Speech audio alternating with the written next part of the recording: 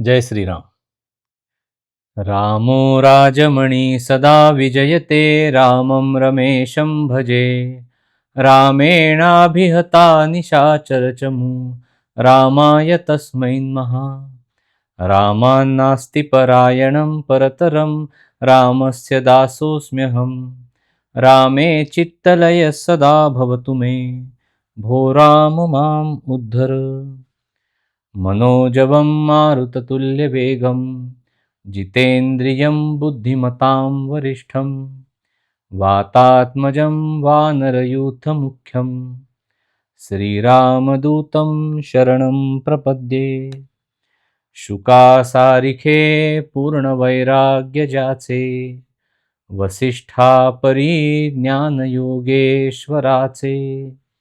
कवी वाल्मिका सारिखा मान्य ऐसा, नमस्कार माझा सद्गुरु रामदासा.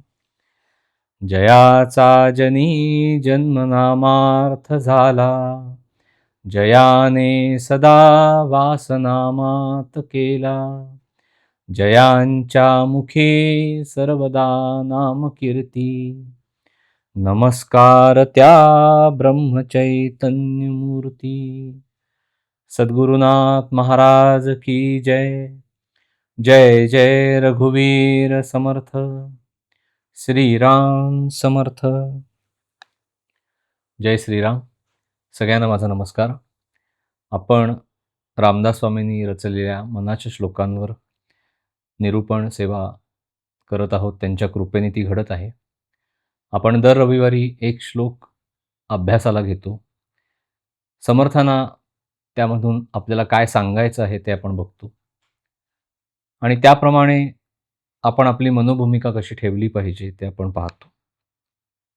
आज निरूपणासाठी 60वा श्लोक आहे.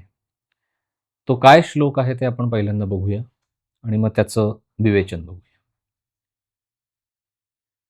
मना राम कल्पतरू कामधेनू, निधी सार चिंतामणी कायवानू.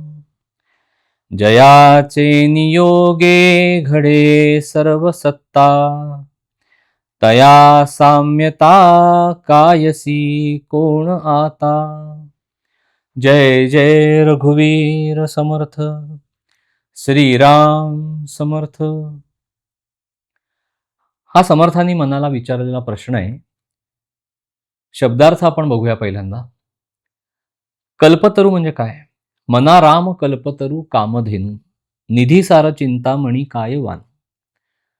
कल्पतरू म्हणजे हा स्वर्गलोकातला एक वृक्ष आहे आणि अशी आपण त्याविषयीची श्रद्धा बाळगून आहोत की त्या वृक्षाखाली आपण बसल्यानंतर आपल्या मनातील सर्व इच्छा कल्पना तो पूर्ण करतो. म्हणजे कल्पवृक्षाच्या छायेमध्ये बसून आपण जी इच्छा करावी ती पूर्ण होते, असा हा वृक्ष स्वर्गातला वृक्ष आहे. कल्पतरू कल्पवृक्ष. कामधेनू म्हणजे जेव्हा समुद्र मंथन झालं त्यावेळेला जी 14 रत्न बाहेर आली, त्यात कामधेनू नावाची गाय बाहेर आली. आपण जी कामना करावी ती ही पूर्ण करते, अशी ही कामधेनू आहे.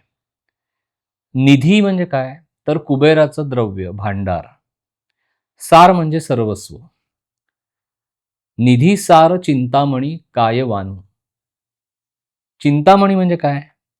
तर मनामध्ये चिंतिलेली एखादी गोष्ट, इच्छा पूर्ण करणारा किंवा मनामधली एखादी चिंता किंवा काळजी दूर करणारा, असा हा चिंतामणी म्हणजे एक प्रकारचं रत्न आहे.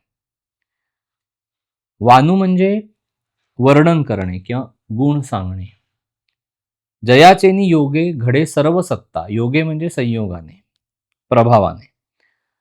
सत्ता म्हणजे प्रभुत्व किंवा ज्याला आपण म्हणतो सर्व शक्ती, सामर्थ्य.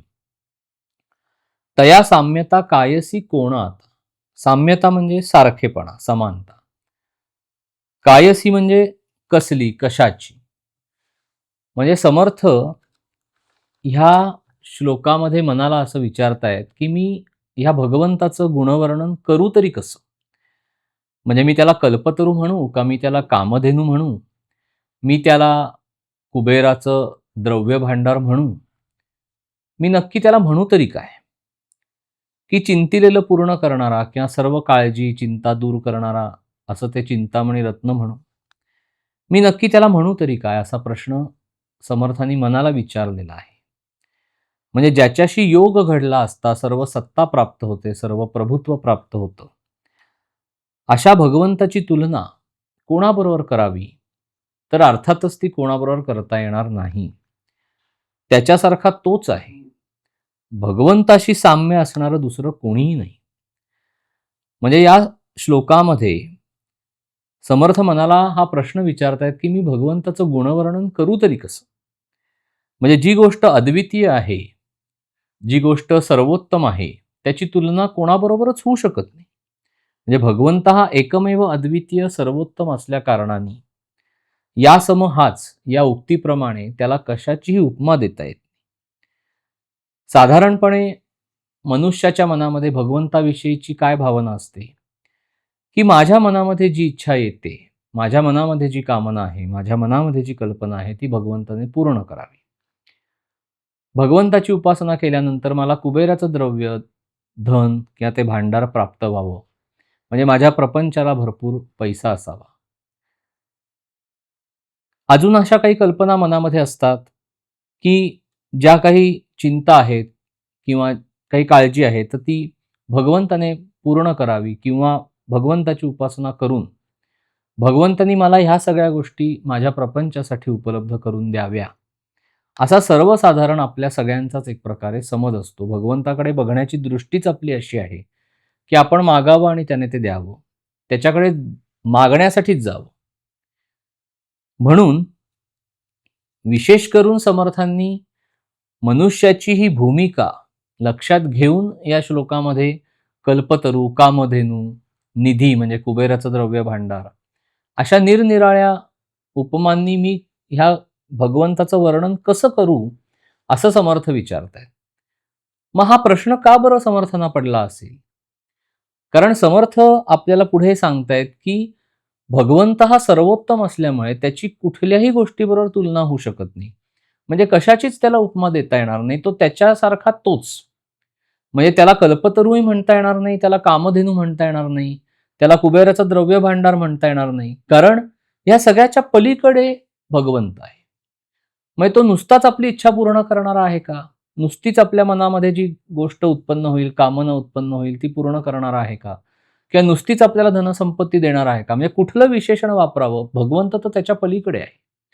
कारण मनुष्याचा स्वभाव असा असतो, की त्याच्या मनामध्ये वासना ही मूळ धरून असते. कुठलीही गोष्ट पूर्ण झाली, तरी त्याला दुसरं काहीतरी हवं असतं. म्हणजे त्याच्या मनामध्ये ज्या वासना आहेत, त्या कायमस्वरूपी पूर्ण होऊ शकत नाही. एका गोष्टीच्या आणण्यामध्येच दुसऱ्या गोष्टीचं बीज आहे.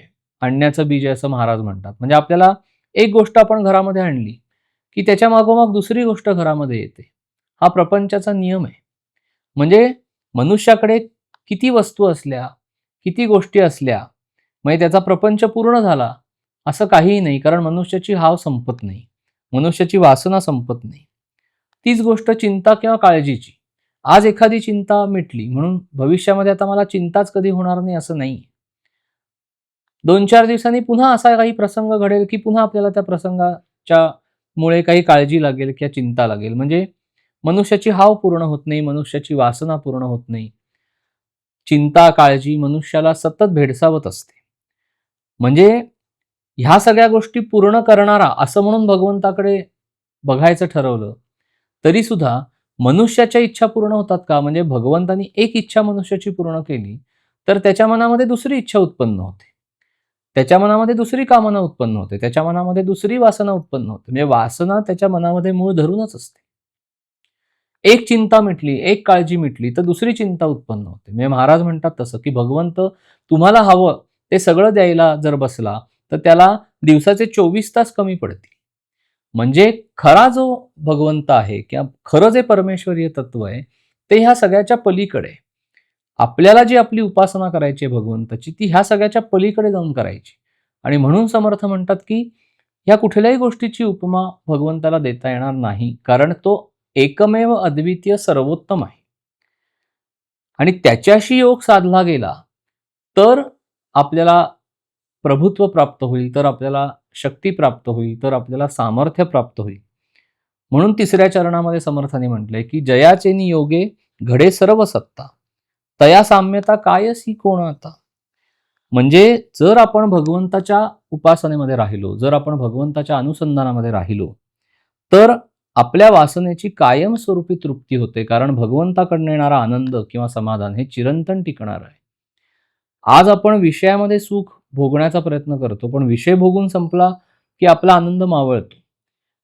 दुसरी कुठली गोष्ट उत्पन्न झाली समोर, एखादी काळजी उत्पन्न झाली, तर तो विषय आपल्याला आनंद देत नाही.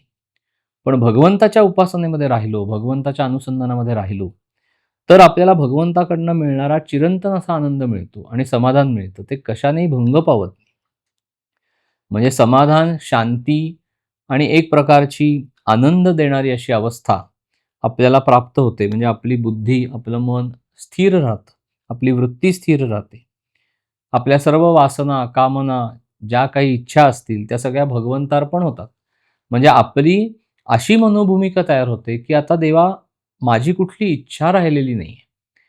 तू जसं मला ठेवशील तसं मी राहीन. तुझ्या इच्छेमध्ये मी माझी इच्छा मिसळीन. एखादी गोष्ट घडली तर भगवंताची कृपा म्हणावं. एखादी गोष्ट आपल्या मनासारखी नाही घडली तर ती भगवंताची इच्छा म्हणावं असं महाराज सांगतात. त्याप्रमाणे भगवंत हा दाता आहे. पण महाराज म्हणतात तसं, की तुम्ही क्षुल्लक काहीतरी त्याच्याकडे मागितलं तर तेच पदरात पडेल. म्हणून भगवंताकडे भगवंताचंच सगळं मागायचं, की तू तुझ्या नामाचं मला प्रेम दे. तुझ्या उपासनेची गोडी मला दे. म्हणजे भगवंताकडे जाऊन जर काही मागायचं असेल. आणि म्हणून ह्या श्लोकामध्ये समर्थ मनालाच हा प्रश्न विचारतात, की मी नक्की कुठल्या विशेषणाने किंवा कुठली उपमा मी भगवंतासाठी वापरू? मी त्याला कामधेनू म्हणू? का मी त्याला कल्पतरू म्हणू? का मी त्याला कुबेराचं द्रव्य भांडार म्हणू? की मी त्याला चिंतामणी म्हणू? कारण ज्याच्याशी योग साधला असता सर्व सामर्थ्य प्राप्त होणार आहे. म्हणजे त्याला कशाचीच उपमा देता येत नाही. तो त्याच्यासारखाच आहे. तो एकमेव अद्वितीय आहे. दुसऱ्या कुठल्याही गोष्टींनी त्याच्याबरोबर साम्य साधलं जाणार नाही. त्याला कशाची उपमा देता येणार नाही.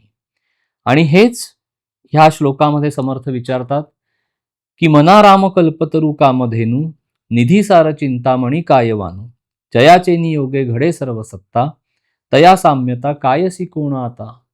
जय जय रघुवीर समर्थ.